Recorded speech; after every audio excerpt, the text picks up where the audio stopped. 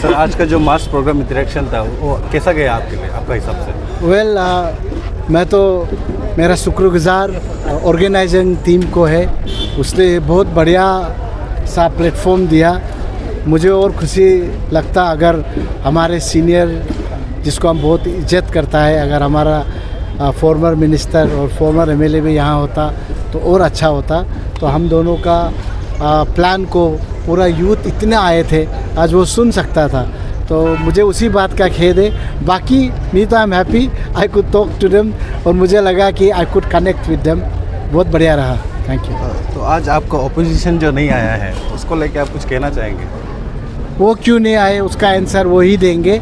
मुझे तो बड़ा अच्छा लगता कि वो आते, तो उसके लिए भी एक बहुत बढ़िया अपॉर्चुनिटी था कि यूथ को मिले, क्योंकि ये बताया जा रहा है कि 16 याचुली का जितना भी यूथ है मेरे साथ है, तो अगर वो आता तो उसको भी मौका मिलता कि ये यूथ को वो भी ले सकता था। लेकिन लगता है कि उसका प्रायोरिटी कुछ और है। सुना है कि जैसा ऑर्गेनाइज़र हमको बता रहा था कि वो बहुत बिजी है इसीलिए आ नहीं पाया। उनका कैंप को भी ऑर्गेनाइज़र टीम ने इंटीमेट किया, बताया गया कि but I think they were quite pre occupied so they couldn't come, so I can not comment on their part. आप उसको पूछ लीजिएगा। और सर जो आपका मास्टर प्लान है जो आपने आपके मैनिफेस्टो पे लिखा है जो डिजी सेवा सेंटर के बारे में, हाँ। आप उसको कैसे इम्प्लीमेंट करेंगे? देखिए, आप जैसे सरकार आपके द्वार जो कराए हैं, हम उसी लाइन पे डिजी सेवा जो है, क्योंकि ये इंटरनेट का ज़माना है। आज अरुणाचल पे भी मुझे विश्वास है कि हर कोने पे जितने भी बस्ती क्यों ना हो, बीएसएनएल का नेटवर्क पहुंच चुके हैं, एयरटेल का नेटवर्क पहुंच चुके हैं। डिजी सेवा जिस जगह पे नेटवर्क है हम उस जगह पे ये प्रोवाइड करना चाहते हैं, ताकि हम लोग को जो अभी पेपरलेस जो ई ऑफिस का जो शुरू किया है ये गवर्नमेंट, हम उसको आगे ले जाना चाहते हैं। यहाँ पे बहुत सा स्कीम्स है जो स्टेट गवर्नमेंट काफ़ी किए हैं, लेकिन ये नीचे तक नहीं पहुँच रहा। तो वो नीचे जो ब्रिज है उसी का जो दूरी है उसी को मैं ख़त्म करने आया हूँ। And I am very and I believe that I am capable enough to do that. Thank you. आपके जो मैनिफेस्टो में है जो 16 याचुली मैजिक का जो आप प्रचार कर रहे थे, और इंडस्ट्री ग्रोथ को कैसे आप उसको प्रमोट करेंगे? देखिए, ये एक बहुत बड़ा उम्दा क्वेश्चन आपने पूछा है। देखो, यहाँ पे बड़ा इंडस्ट्री हम सेटअप नहीं कर सकते। Arunachal can not a big industry because the logistic cost is very high. You know, the logistic cost of India is 13% of GDP. ये और अरुणाचल ऐसा जगह है, रास्ता काफ़ी कठिन है, जो अभी नेशनल हाईवेज आए हैं उससे बढ़िया हुआ है, लेकिन हम लोग का जो लॉजिस्टिक चार्ज है वो काफ़ी हाई है। तो यहाँ पे हम ऐसा इंडस्ट्री नहीं लगा सकता। हाँ, हम यहाँ पे raw material based agro horti based industry हम लगा सकते हैं। हम फ्रूट प्रोसेसिंग इंडस्ट्री लगा सकते हैं, और वो भी कॉटेज इंडस्ट्री, ज़्यादा बड़ा नहीं होगा, पीपीपी मोड पे हम ये करना चाहते हैं। लेकिन उसको करने से then you need a integrated plan. उस पर आपको कोल्ड स्टोरेज का फैसिलिटीज़ देना पड़ेगा, आपको उस पर रेफ्रिजरेटेड वैन्स प्रोवाइड करना पड़ेगा। जब ये आपका बैकवर्ड लिंकेज होगा, आपका जब ये लॉजिस्टिक फैसिलिटीज़ होगा, तभी जाके हम एक फ्रूट प्रोसेसिंग इंडस्ट्री या फूड प्रोसेसिंग इंडस्ट्री को हम सोच सकते हैं। क्योंकि पावर का यहाँ पे है, लेकिन हाँ, पावर भी इतना सही ढंग से नहीं हो रहा जैसा है। तो मेरा ये मानना है कि अगर 16 एक्चुअली पे करना है तो हमको agro horti based, bamboo based, aromatic and medicinal based industry लगाया जा सकता है, वो भी पीपीपी मोड पे। यही हमारा गुहार है, और मुझे विश्वास है कि if I am elected I am gonna do this. I am from a business background and I know how to get it done. और आपका जो इनिशिएटिव है जो youth employment and sustainable development को लेके, आप उसको थोड़ा सा एक्सप्लेन कर दीजिए, कैसे करेंगे? देखो, सस्टेनेबल डेवलपमेंट मतलब क्या है कि scientific way of harnessing whatever raw material that you have in respect to the ecology।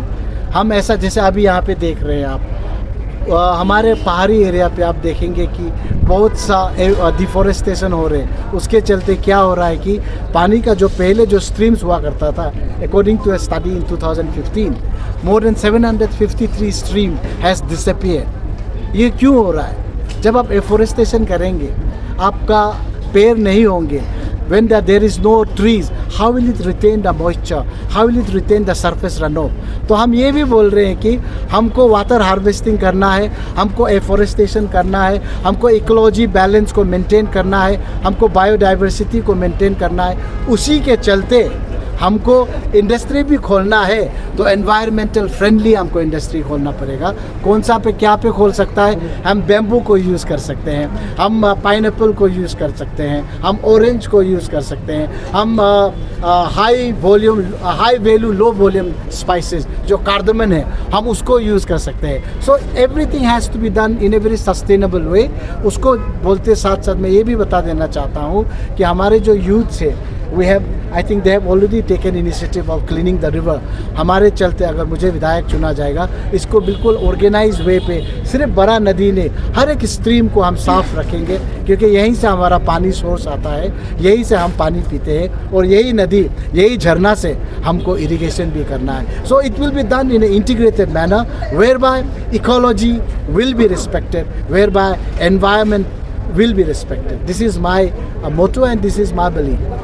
Sir, आपका मैनिफेस्टो जो है बहुत ही इंटरेस्टिंग है, तो इसमें आपका मैनिफेस्टो में वुमेन के लिए भी है, बिल्कुल। तो थोड़ा सा एक्सप्लेन कर दीजिए। तो देखिए यहाँ पे वुमेन के लिए मैंने सबसे पहले बताया कि वुमेन यहाँ पे जितने भी मैंने कैंपेनिंग किए मैंने देखा कि बहुत से सेल्फ हेल्प ग्रुप है, यहाँ पे फार्मर प्रोड्यूसर कंपनीज भी बनाए हुए हैं, लेकिन उसको जो एक्सपोजर मिलना है वो नहीं मिल रहा है, उसको जो प्रोफेशनल हैंडलिंग चाहिए वो नहीं हो रहा है। यहाँ पे मैटरनल केयर नहीं होता, यहाँ पे औरतों का ध्यान नहीं दिया जा रहा। हम क्या करेंगे? ये piece of meal, run of the mill kind of a thing कि 5 साल पे 2 बार करें, हम ऐसा नहीं करना चाहता। हम एवरी ईयर हम हेल्थ मेला लगाएंगे और हम घर घर हम बस्ती बस्ती जाएंगे। यहाँ पे इतने औरतें हैं जो she is the only bread earner, उसको हम सेल्फ हेल्प ग्रुप के थ्रू उसको किस तरह उसका इनकम को एनहेंस करेंगे, हम ये भी कर रहे हैं। हम expert in Kerala, I am touch with them, they are the best in India when it comes to self help group. I am getting the experts from them and I am helping, I will be helping our SHG through this established network and I'll be using UNDP, I'll be using various international agencies also। हमने आप और एक चीज़ भी क्या आपने ध्यान नहीं दिया होगा, न्याम अतौर फाउंडेशन जो हमारे यहाँ पे नारी शक्ति जो बोलते हैं, न्याम अतौर फाउंडेशन, हम भी ये 16 एक्चुअली पे भी ये हम करने जा रहे हैं। इसके चलते हम हमारे जो औरतें हैं उसको हम इंटरनेशनल ग्रुप से, इंटरनेशनल ऑर्गेनाइजेशन से नेटवर्किंग कराएंगे, वो भी देखेंगे बाहर का दुनिया और किस तरफ जा रहे हैं वुमेन। और ये चीज़ यहाँ पे होना ज़रूरी है, क्योंकि Arunachal is a very success society. I think we need to do more for the women, ये मेरा विश्वास है।